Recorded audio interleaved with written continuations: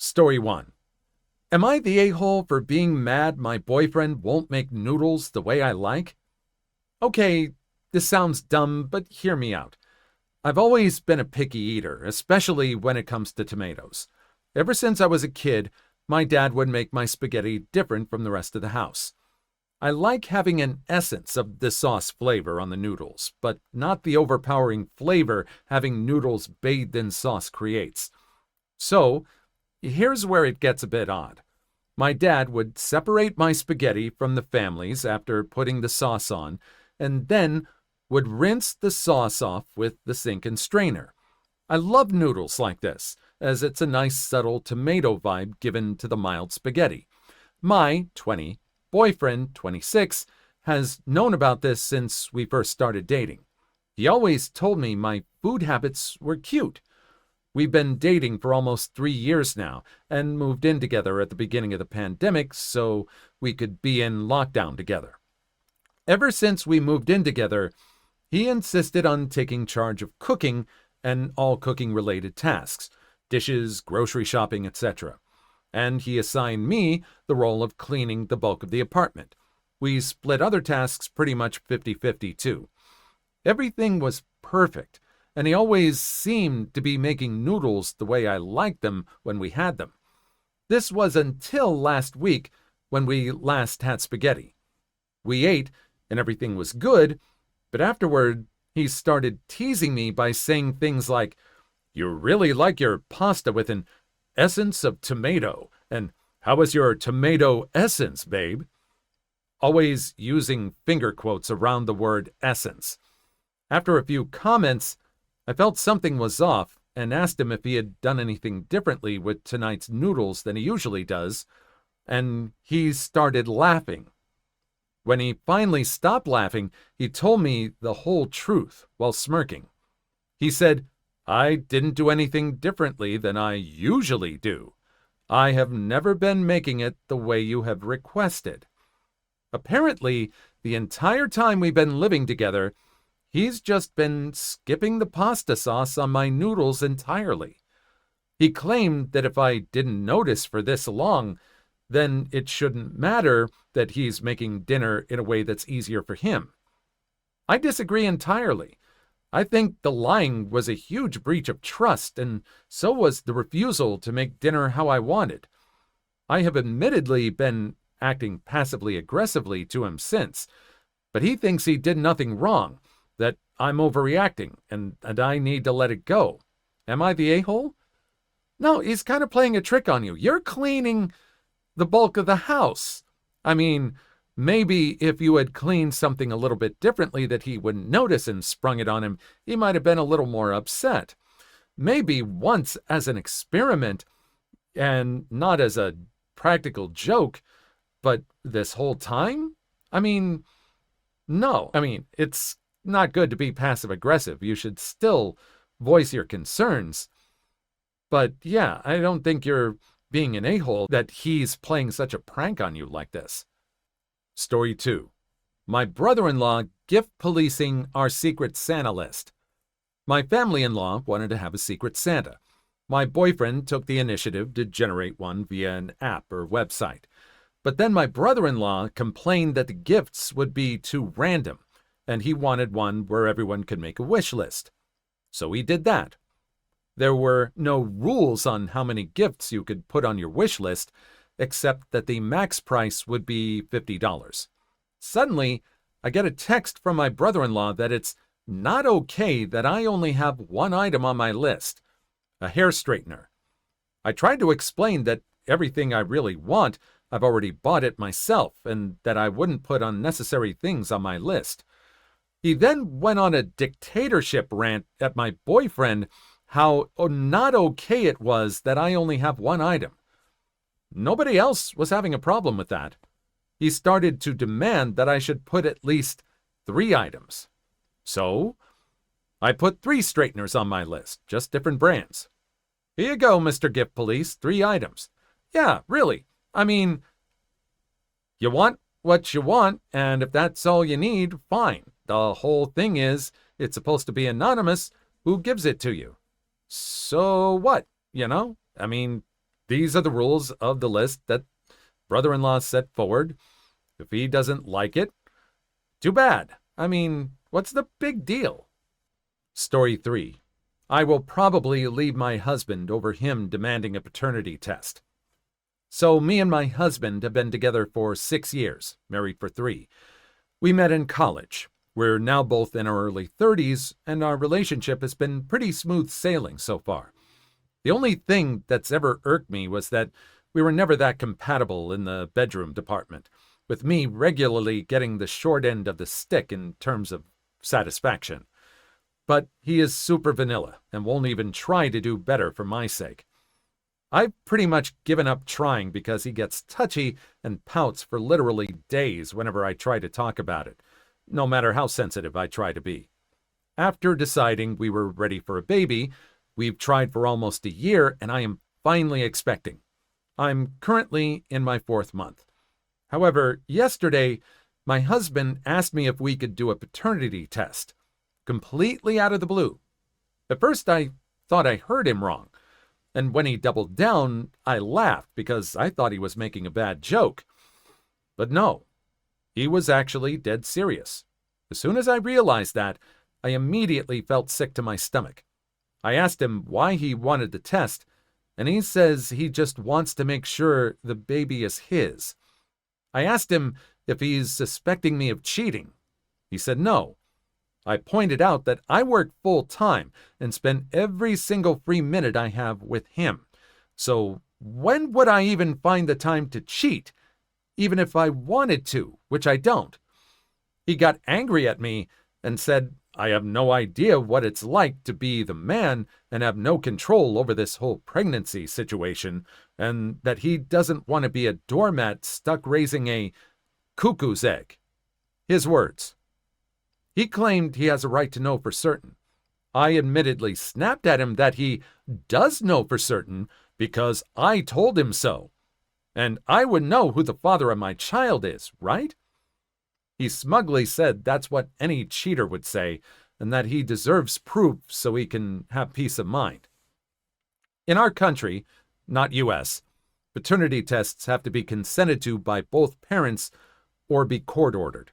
So I told him in no uncertain terms that I do not consent, and if he files a petition to the court to get the test done against my will, then he can also file for divorce while he's at it, because in that case, I'm done here.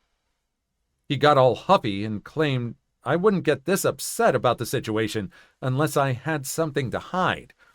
At this point, I've had it and said, well, if after 6 years of patience and loyalty, despite the fact that you suck in bed, this is the thanks I get, and the only thing I've been hiding is my disappointment in you. He stared blankly at me for a moment, and then he started crying. I left him standing, threw a bag of essentials together, and left for my parents. I feel like my whole world has collapsed. My mom is trying to play mediator and has spoken to him in the meantime. She told me that he's very hurt by my comment, and he wants me to apologize for that, at the very least as a way of meeting him in the middle. On the one hand, I know what I said was out of spite and was way below the belt, but on the other hand, I feel absolutely justified to have finally said it out loud after tiptoeing around his feelings for years, while neglecting my own needs in this relationship. I'm more and more sure I don't even want to go back.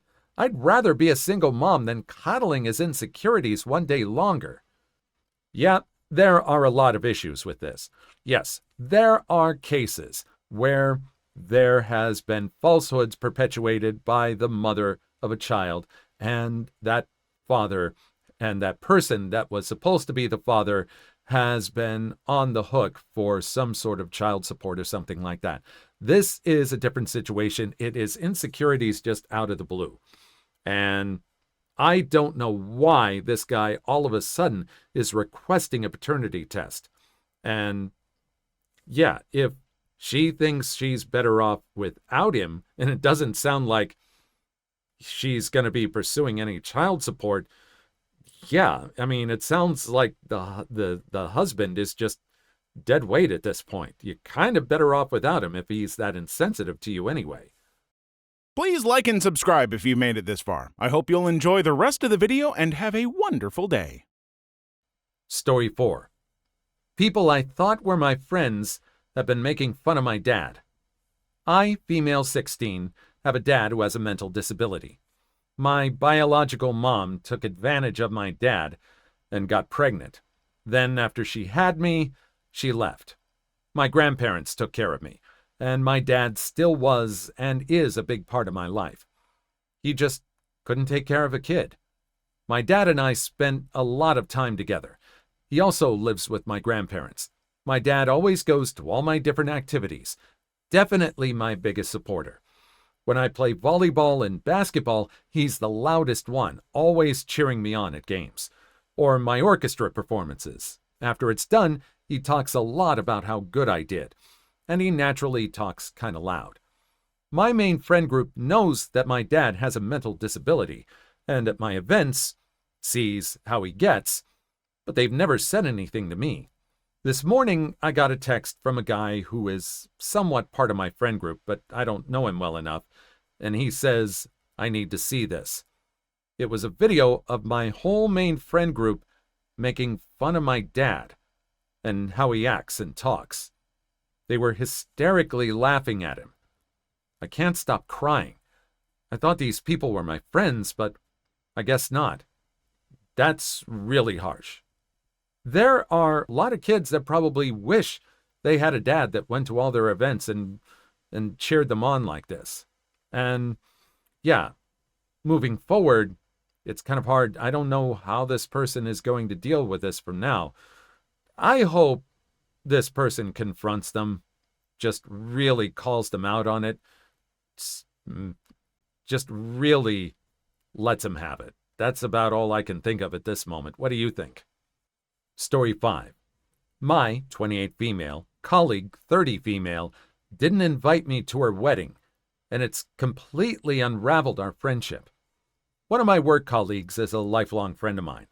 We lived on the same street growing up, went to the same school, and when I needed a job after graduating university, she made me aware of an opening at the company she worked at. I applied, got the job, and it's been quite a few years since, and we still work together. It's a pretty small company and quite male-dominated. So after we started working together, we became really close.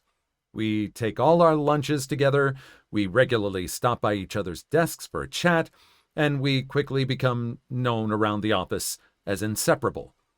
A year ago, she got engaged to her long-term partner, and I was ecstatic for her. She had a really tough time a couple of years ago, two family unalivings close together, and I did everything I could to be a good friend to her while she was in the worst stages of grieving. She cried with me daily for weeks, and I made sure she knew I was always available to listen. I also took about a third of her workload off her voluntarily, so she could take days off when she needed to without stressing about her work building up. So now that life has gotten better for her, and she's always smiling and excited, it's really nice to see. Ever since she got engaged, as expected, she's talked a lot about wedding plans, especially at our lunches. I know basically every detail. When she booked her venue, she was really excited, but she refused to tell me where it was going to be, saying that she wanted it to be a surprise when the invitations came out. The wedding is 2 weeks away now, and I've long since stopped waiting for my invitation to show up. I know when they were sent because she told me all about delivering them, and shows me every day the gifts people have started to buy off their registry. I feel silly for saying it, but the more I think about it, the more hurt I feel that I haven't been included. It's a big wedding, and she's invited some other people from work that I didn't know she was even close to. She hasn't mentioned the reason why I'm not invited, and at this point I feel too awkward to ask. I guess it's just a slap in the face because I really thought we were close, and now I'm realizing that maybe we're not. The trouble is, since all this, I've started to really examine our friendship, and I'm wondering if she even cares about me at all.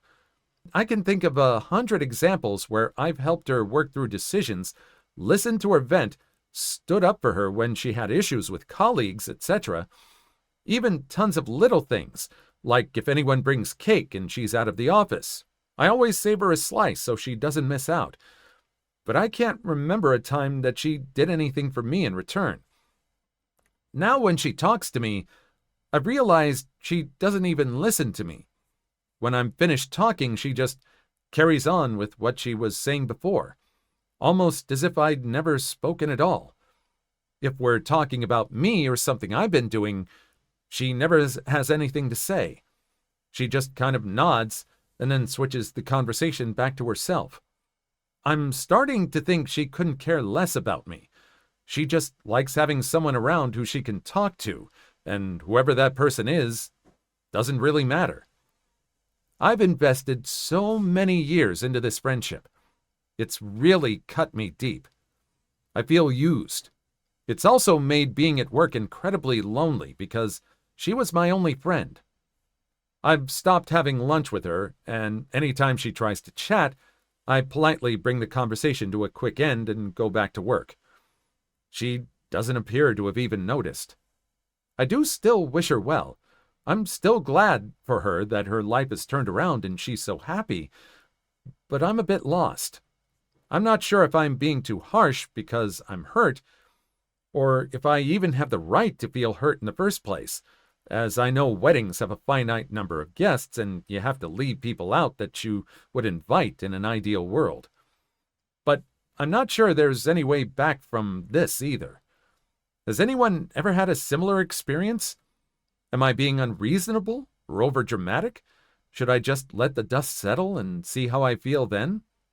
I think the second that people have started receiving invitations, no matter how awkward it was, you probably should have just brought it up. And, if I would say, if you're feeling this way, and if all this is true, I'd say wait until after the wedding, let her have her time and everything, and then talk to her about it. She's probably going to be spending more time with her husband anyway. Maybe it is time you found some other people, some other friends. It does kind of sound like you kind of relied on her to be someone that can help you get through the workday at your work. Maybe it's time to stretch out. Please leave your story in the comments. I would love to make a video on them in the future. Also, don't forget to like and subscribe.